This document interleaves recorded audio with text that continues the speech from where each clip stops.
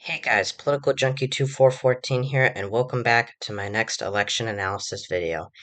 So this time, I know it has only been about a week since my last projection. That was for the U.S. Senate election predictions for 2022, but I'm going to be making my first ever 2022 gubernatorial election prediction. I've been putting this off for a while. I have not been paying as much attention to the governor races as I have been to the Senate races, but I have, been watching them more closely recently. And today is going to be my first prediction. I think what I'm gonna do from now on is, every week, there's going to be a prediction. Up until probably, every week there's going to be a prediction. One week it's going to be a Senate prediction, which will be next week. The week after that, it's going to be a governor election, gubernatorial election prediction, and yeah, so on and so forth.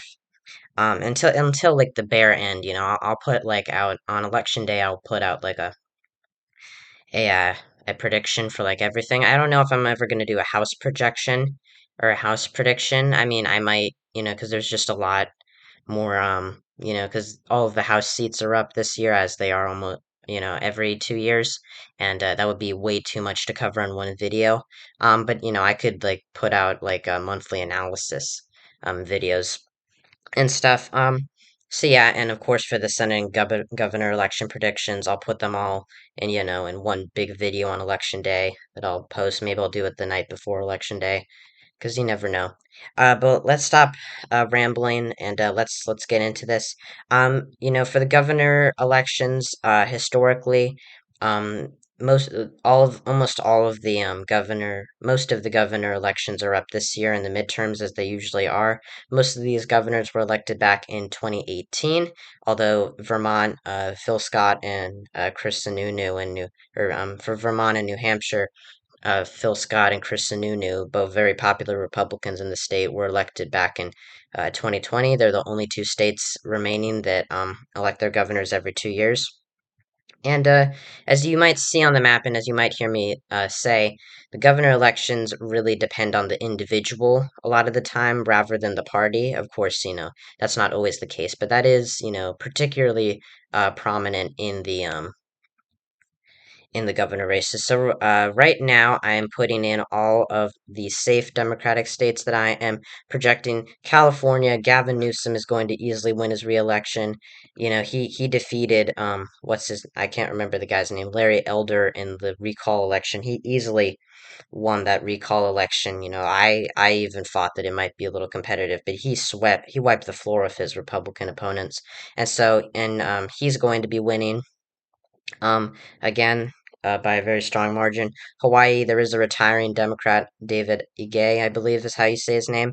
But it's Hawaii. It might be shifting slowly but surely rightward, but it's Hawaii. It's a very diverse state. One of the only states that does not have a majority white population, and I don't need to say much more. Illinois could be likely. J.B. Pritzker, only won by about 15 points in 2018. Of course, he was ousting a Republican incumbent, Rauner, I believe his name is. I can't remember his first name.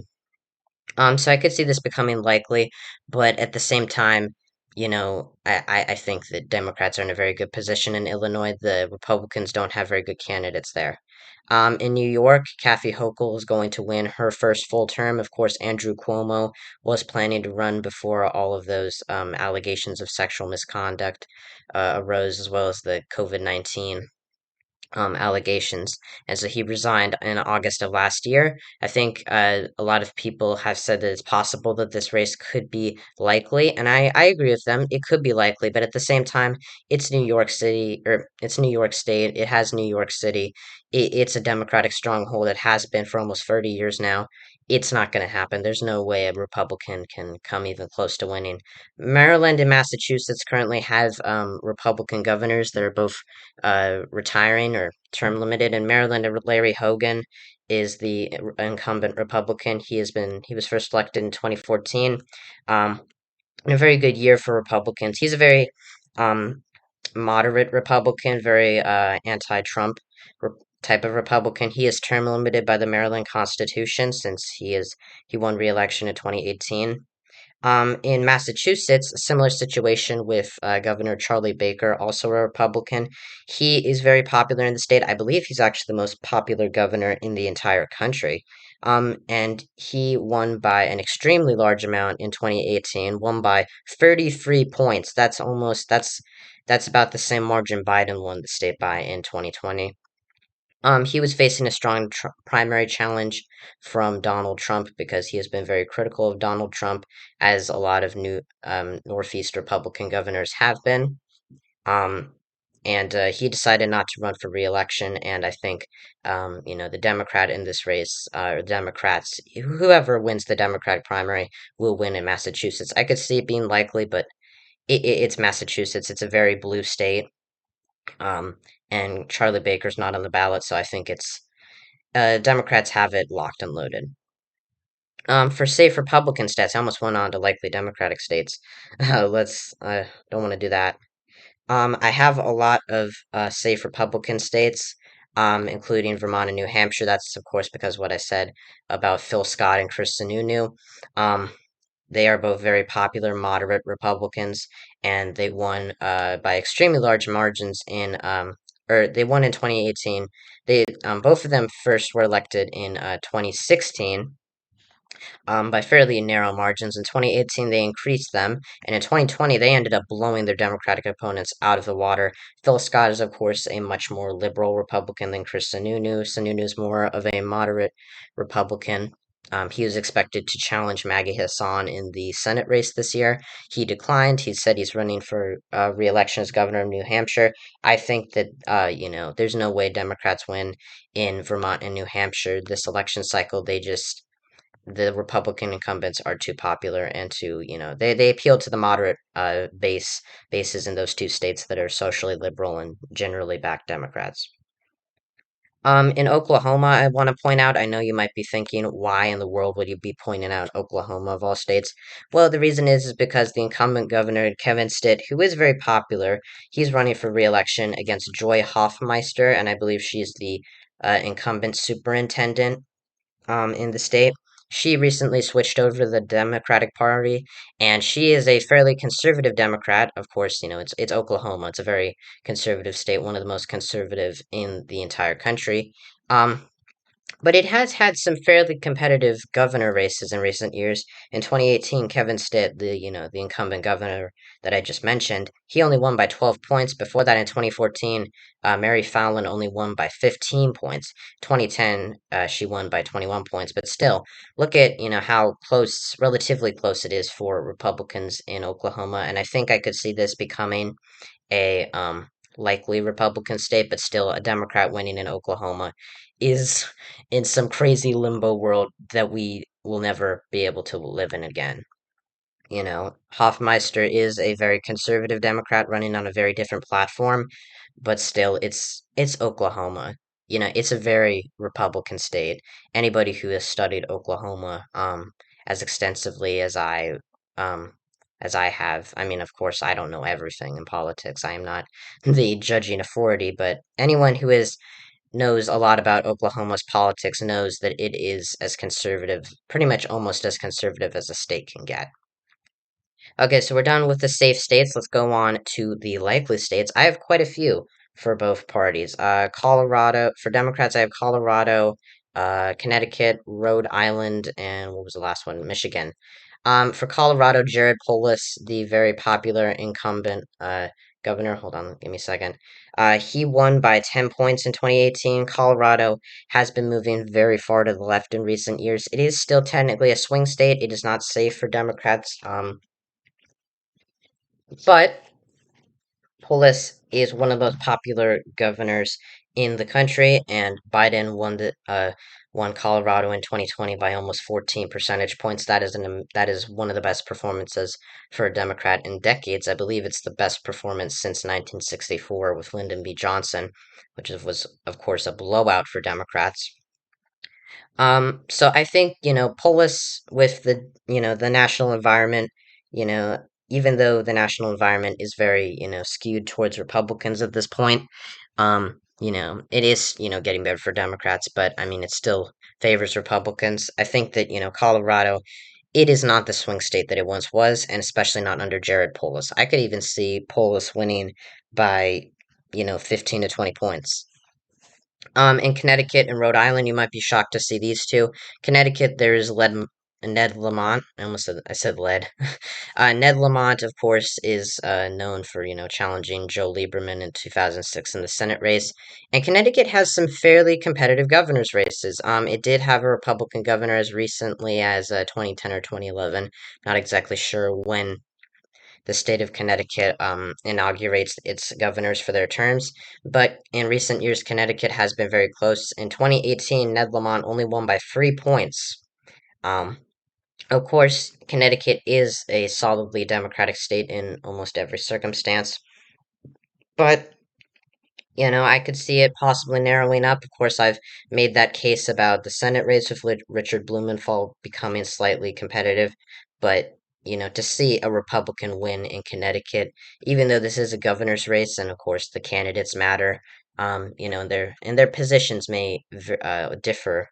It's Connecticut. I know I keep using that same kind of talking in this video, but it's still the blue state, and I think of Rhode Island's interesting, similar situation. Gina Raimondo, I believe is how you say her name, or Raimondo. I can't remember how you say it, but she was governor of Rhode Island. She won by fairly strong margin in 2018. Of course, this was 15 points. Rhode Island has been shifting to the right recently, and I think that's because of Donald Trump's appeal to New England, the white working class. But I mean, New England is still strongly Democratic, and so Raimondo, or I think it's Raimondo, whatever. When the governor resigned to become part of the Biden transportation, or to be part of the Biden administration, I can't remember what position she is in. The Lieutenant Governor Dan McKee automatically became governor, and he has stated he's running for a full term. I have not been paying that much attention to Rhode Island. I think this is it's a very strong. It's also like a lot of these New England states, very democratic. Um, but I just think national environment plus the fact that almost no one knows who Dan McKee really is. It might be a little hard for Democrats to win. As I just showed you, it does seem like there's a little bit of drama in the Democratic primary. But yeah, that's really it. In Michigan, I almost forgot. I was about to move on to likely Republican. So yeah, let's talk about Michigan. This is a big race. I think Gretchen Whitmer is in a very good position to win her reelection. There has been a lot of drama recently within the Republican primary. Of course, Whitmer was a very vulnerable Democrat. You know, she had a very low approval rating during the pandemic, or has, because we're not out of the pandemic just yet. But she was not doing very well, especially last fall when Republicans were making major gains in nationwide in polls for 2022. But really, her main opponent, James Craig, was disqualified by, I believe it was the Michigan Election Board of Directors or some election commission, uh, said that he did not qualify for the ballot, and so he is out of the race. And the next, Ryan Kelly, I believe, is the new GOP frontrunner, was actually arrested, I think, this weekend for he was arrested by Michigan police for uh, comments he made on the January 6th riot, and so that Michigan is still a blue state. It is a swing state, absolutely, and I did actually expect. I actually thought Whitmer was more vulnerable than a lot of other Democratic governors this year. But I think, the environment's getting a lot better for her. Of course, in these polls, they do show a large number of undecided voters, and they see her winning by like 20 to 30 points. That is ridiculous, in my opinion. But I think that she can win by not as much as she won by in 2018, which was about 10 points. Um, but I think that she can win by 5 to 6 points. If not, it's going to be Lien. I think that Michigan this year there's no Senate race. And Michigan is still trending Republican, but you know, Gretchen Whitmer's still is in a very good position. A lot of her main challengers are her main challenger from the Republican side is off the ballot. So yeah, I don't think I really need to say much more. I am taking a long time with this video as well, so let's speed this up. For likely Republican states, I have quite a few: Iowa, Ohio, Florida, Texas, and Alaska. Okay, so in Iowa and Ohio, I am a little hesitant about putting these likely. I think I could actually see um, both of them becoming safe Republican states. For Ohio, Mike DeWine is doing very well. I totally underestimated him in the Republican primary just because it did seem like he was be a very unpopular governor back in the fall, but he won his primary handedly, and the Democratic nominee, what's her name, Nan Whaley, she is a pretty progressive candidate, which is not necessarily a bad thing, depending on how you look at it. But she is not doing very well in the polls. She's losing to DeWine by 15 to 16 points. The thing about the polls is, of course, you have to look at the undecided number as well. That's a major part of it too. But at the same time, I never expected a Republican in Ohio to be winning by possibly to be pot to for a safe margin for a Republican to be possible in Ohio. Of course, DeWine does have a very strong electoral history, especially when he served in the Senate, in the U.S. Senate. But yeah, that's really it for Ohio. The Senate race, there's a different, that's a different story, but that's not what we're here to talk about. For Iowa, Kim Reynolds, a very far right, if you ask me, an extremist governor. She was elected to her first term in 2018, I think first full term, because I believe she became governor after oh my God, what's his name? Terry Branstad resigned to become part of the Trump administration.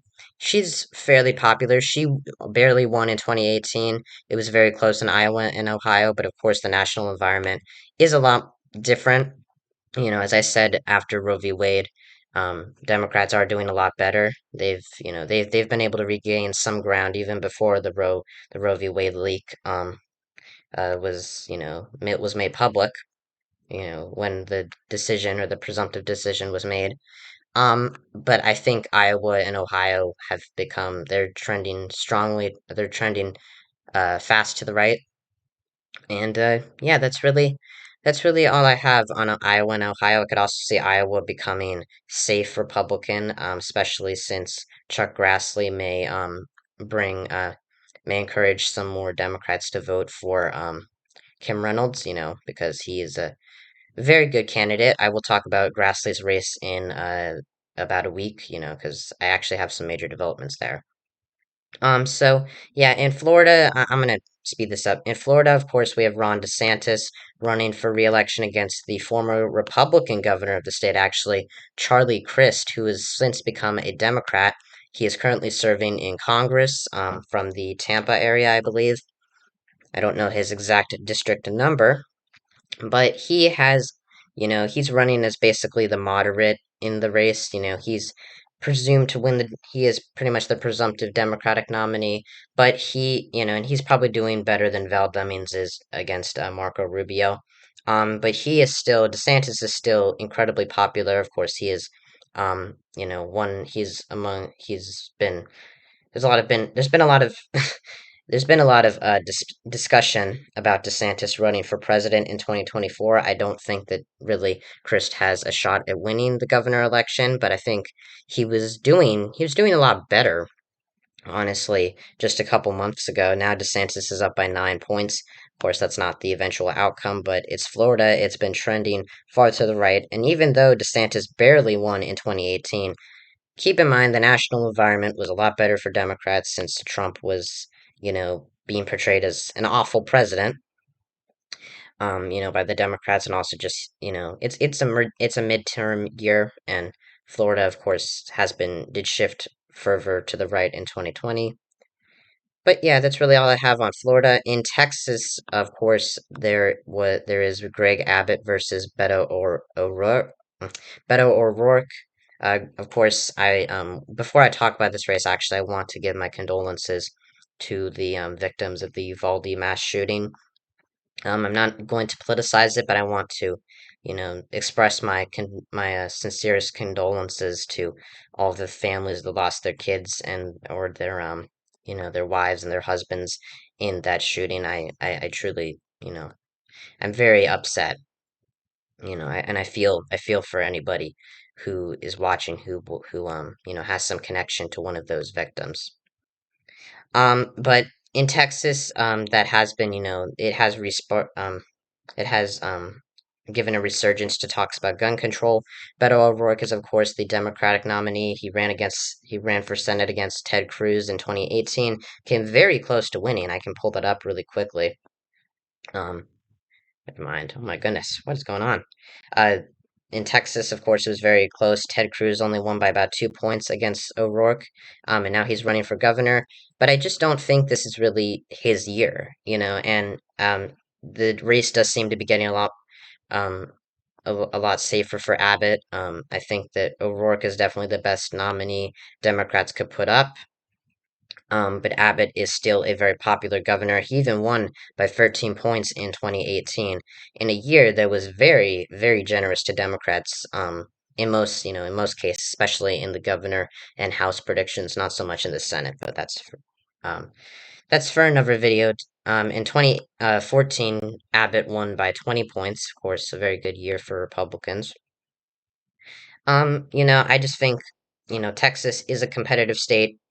Trump only won it by 5 points, almost 6 points in 2020. That's not a good sign for Republicans in a state that used to be very, very strong for them. But at the same time, I think we're underestimating Republicans in Texas.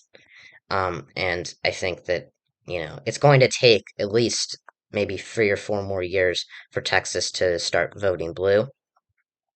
And the final likely state is Alaska. I'm sorry that these election predictions run on for so long, but in the governor races in particular, there's a lot of potentially and pretty competitive races. In Alaska, of course, there is a Republican incumbent, not very surprising, Mike Dunleavy, who won his first election in 2018 against Mark Begich, the former U.S. Senator from Alaska. He was a Democrat in the Senate. And Begich, I don't believe, is running this time, at least not at the moment. Bill Walker, the former independent governor in that law that kind of dropped out in 2018. He came in actually third place, as you can see in the results for this race. In 2018, he is running again, and he is doing fairly well in Alaska. Of course, Alaska has now adopted ranked choice voting. Which I'll make a video about that. To explain it possibly. Yeah, I think that, Alaska is a state, it's a very Republican state, very Republican history. It's only voted for a Democrat in a presidential election once, and it hasn't voted for a Democrat statewide since 2008, which was a very very good year for Democrats across the country. Barack Obama, of course, won that landslide victory, and Democrats retained both chambers of Congress and built on their majorities. Um, but Alaska, I think, has the potential to become competitive as it has been, showing some signs of moving to the left, and it is a very independent state. Of course, Ross Perot back in the 90s he did very well in the state. Alaska definitely does have an independent, the voters are very independent, but they still favor Republicans. It's still a very rural state, and a lot of demographics that appeal to Republicans. Okay, so now let's get into the real competitive races. For the lean states, I don't know if I'm going to be able to talk about all of them just because there's so many. I'm going to be going through them pretty quickly for Democrats. I have 6 lean states for Democrats, 6. In Oregon, of course, you might be surprised to see Oregon so close, but Democrats have not been doing very well recently in Oregon's gubernatorial elections. A Republican governor has not been elected in Oregon for about 40 years now. I believe 1982 was the last time, but it has been fairly close. In 2010, John Kitzhaber won by just by 1 point. In 2010, a very good year for Republicans. He won by 6 points in 2014. And the current governor now, Kate Brown, who took over after Kitzhaber resigned, only won by 6 points in 2018. And Democrats, I think that this is really a race that that not a lot of people are talking about. Tina Kotek, who has, I believe, or Kotik, I'm not sure how you say her name. She is running. She's the Democratic nominee. Oregon has now held its primaries. And as you can see, actually, in this poll, even though there's a lot of undecided voters, the Republican nominee is actually leading Kotik. I don't think Oregon will go red in this election cycle. Again, it is a very liberal state in most circumstances, at least in recent years. The Senate election is, of course, going to be very solid for Ron Wyden, but there's still a lot of split ticket voting in some areas of the country, and I think Oregon could, in a red wave year, could narrow up significantly. In Nevada, Steve Sisolak, I think, is going to win. He's going to outperform Catherine Cortez Masto, I think, or Masto. I'm not sure exactly how you say her name. He is doing pretty well against most of his Republican challengers. The primary, I think, for Nevada is actually this Tuesday. Joe Lombardo is pretty much the presumptive Republican nominee. The Republican primary in Nevada has been an absolute mess. They have the former Senator, what's the name, Dean Heller, who lost to Jackie Rosen in 2018. And Steve Sisolak was able to win in 2018 by a fairly good margin against Adam Laxalt, who is now running against Cortez Masto for the Senate seat. Um, and Sisolak was also considered very vulnerable, but he has been coming back in the last couple months, and I think I think that he can, pull out a very good victory in the state, or very, a fairly good margin for a Democrat in the state. In Arizona, it's a lean Democratic state. I think, Republicans are just putting up, they have abysmal candidates, really, just terrible, terrible candidates. Of course, the incumbent Republican governor, Doug Ducey, is term limited. He has received some, excuse me, sorry, he has received some, criticism from Donald Trump for certifying Arizona's 2020 electoral results or election results. And so, but he is term limited. He can't run for governor again. He's decided not to run for Senate. And in that, actually, Donald Trump said that he would support Mark Kelly, the incumbent Democratic senator, over Ducey if he was to run. That's just how much Trump hates Doug Ducey. But in Arizona's governor race, the Republicans have an absolute lunatic. There's no other way to spin this. I do have a leftist or a leftward bias. Excuse me, I do have a bit of a liberal bias, but I try to keep that out of my videos. But you have to admit, for election analysis, and Carrie Lake is one of Trump's most ardent supporters. She has called for the arresting and imprisonment of those who voted to certify the election results, or those that support it. She has run some very, very controversial ads in the state. Whereas Democrats have Katie Hobbs, the current Secretary of State. She is a fairly good candidate. I just think, you know, Arizona's not going to be safe blue by any means necessary, but Mark Kelly is a very strong candidate. I think he'll win, and I think he's going to help Katie Hobbs win, especially when you just have Carrie Lake, an absolute, you know, lunatic who is not going to win Maricopa County. I don't care what, people, I mean, I could be wrong, but I don't want to say anything too rude, but I think it's, those moderate Republicans in Arizona, the McCain Romney types that voted for Clinton and Biden, they, they were dissatisfied with Trump, and there's no way that a lot of them are going to back Carrie Lake. That's the unfortunate truth for Republicans. Okay, let's speed this up. New Mexico. You might be wondering, why is it so close? Well, Michelle Lujan Grissom, who's the current Democratic governor, the primaries for New Mexico, I believe, were just held this Tuesday. Um, and New Mexico is kind of also, it's similar to Oregon, but New Mexico has recently had a Republican governor. It is still a Democratic leaning state, but I think it is moving far to the right recently, and I think it does have a history as being a swing state back in the George W. Bush years. But um, I think that New Mexico, even though Lujan Grisham is a very unpopular governor, she's outperforming her approval number or approval rate um in every single one of these polls, and she is still leading over Mark Ronchetti, the Republican nominee. I could see Republicans very narrowly winning in New Mexico, but it's gonna be a very hard, it's gonna be an uphill climb for them to do so. Okay, let's go into these next couple states for Democrats. Minnesota, Tim Walz, the incumbent Democratic governor, was first elected in 2018, won by a fairly good margin. He is in a little bit of trouble, but he is still leading in the polls. He has been doing a lot better recently. Minnesota, of course, has a very long streak of voting for Democrats on the presidential level. It's been 50 years since a Republican, that being Richard Nixon, won. The Republican that was the last Republican to win the state in a presidential election was Richard Nixon in 1972.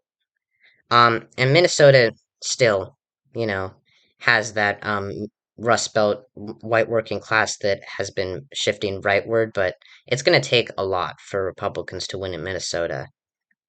I don't see it at the moment. I really don't. Pennsylvania and Maine. I'm gonna go through these two quickly. I'm gonna start off with Maine because Pennsylvania is, one that a lot of people are talking about. In Maine, there's Janet Mills, the incumbent Democratic governor, who's actually going up against the former Republican governor, Paul LePage, who was term limited in 2018, could not run again, and Janet Mills won in the Democratic-friendly environment. I think Maine, is similar to Minnesota. It does have a long history of voting for Democrats on the presidential level.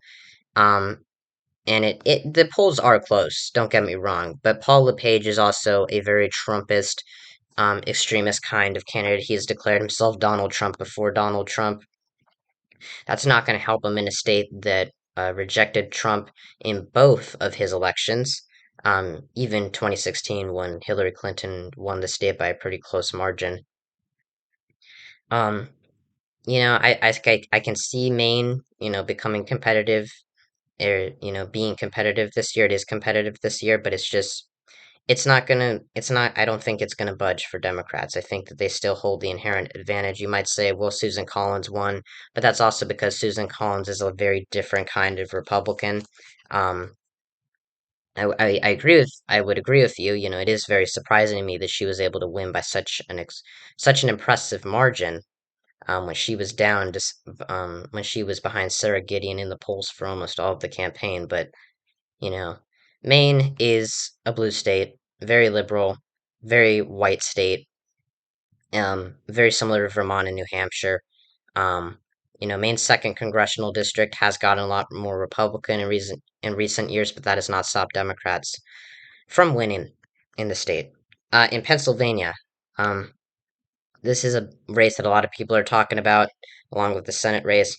Josh Shapiro, the current Attorney General of the state, he's a Democrat. Pennsylvania held its primaries a couple weeks ago, and unlike the Senate race, they were able to resolve those pretty quickly. Doug Mastriano, who received Trump's endorsement very late in the campaign season, is the Republican nominee. He was at actually the January 6th attack on the Capitol. And there has been a lot of discussion about um, his ability to override the potential Democratic win in 2024 in Pennsylvania for the presidential election, because in Pennsylvania, the incumbent governor chooses the current Secretary of State, and the Secretary of State that Mastriano might choose would more than likely, you know, be uh be an election denialist and would deny Democrats the free and fair election. That is, if Republicans do lose Pennsylvania in 2024. So that's and I think Mastriano is just he's a very bad candidate for Pennsylvania. He's a lot worse than Dr. Oz in the race, who is now the official GOP nominee for Senate. But I think Shapiro is really just, he's a much better candidate. And if you see in these numbers, even though the country is pretty strongly against Democrats and there is an undecided number here of 8%, the generic Democrat is still up against the generic Republican by by about 2 points. I think that's around the amount that Shapiro will win by. Um, yeah. Lean Republican states. I know this is a very long video. I think this might actually be longer than my second Senate election prediction. I have two lean Republican states. I have Kansas, and I have Georgia. Now this gives Republicans the majority of the governorships, which doesn't really mean much other than the National Governors Association and of course the state by state governing. In Georgia, of course, Brian Kemp, who's the current Republican governor, had a primary challenge from David Perdue for voting to certify, um, or for not voting, but who because he was able, or because he certified the election results in Georgia, which Biden did win, by the way. I don't mean to, I try to keep it neutral on this channel, even though I do have a liberal bias, but, I think it's pretty clear that Biden won Georgia and all the recounts that have been done. Um, so he was able to defeat Purdue in the primary by a very strong amount. I actually made a video mocking David Perdue, but not trying to personally attack him. Just make a joke out of how badly Purdue lost, especially when he said that he wasn't down by 30 points, which is true. Um, but I think, Stacey Abrams, who's of course the Democratic nominee, I don't think I need to really introduce you to her. She was the nominee in 2018 against Kemp. There was some controversy since, Kemp was the current Secretary of State and he allegedly, took out the or he discarded. He made it a lot harder for many Democratic leaning voters, particularly African Americans, to vote in the governor election, which pretty much guaranteed him a victory, even though it was a very small victory of 1%. In 2022, I think, the Senate race is a little bit different, but I think Brian Kemp, is a much better candidate than David Perdue ever was going to be. He's defeating Abrams by about 5 to 6 points. That's obviously not going to happen in Georgia. I think it's going to be more 3 to 4 points, maybe 2 points. Um, Abrams is a very good candidate. She is, of course, been very involved in voting rights advocacy.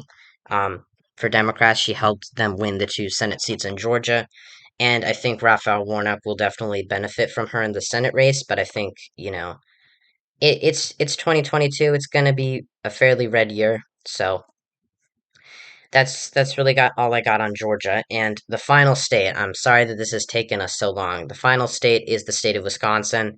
This state I originally had as Lien. I am moving it down to tilt. And this is my first projection, but they change. The current Democratic governor of the state, Tony Evers, uh, he won by a very small margin for Democrats in 2018 in Wisconsin. He only won by 1.1%. He ousted Scott Walker, then the Republican governor of the state. 2022 is not going to be Evers' year, especially since the Wisconsin legislature is overwhelmingly Republican and it's pretty much denied him a lot of his initiatives, um, his ability to pass them through. And, 2022, Ron Johnson's going to defeat Mandela Barnes in the Senate race. In my opinion, I believe it's going to be very strong for, it's going to be fairly strong for Republicans, but I think with Rebecca Kleefisch, I believe is how you say her name, she's the presumptive Republican nominee, and she was the former lieutenant governor of the state under Scott Walker. I think that she has a very good chance at defeating Evers. I think that it's going to be very hard for Evers to win in this race, especially since he's going to need the Democrats, Mandela Barnes, the lieutenant governor who I mentioned, who's running for the Senate.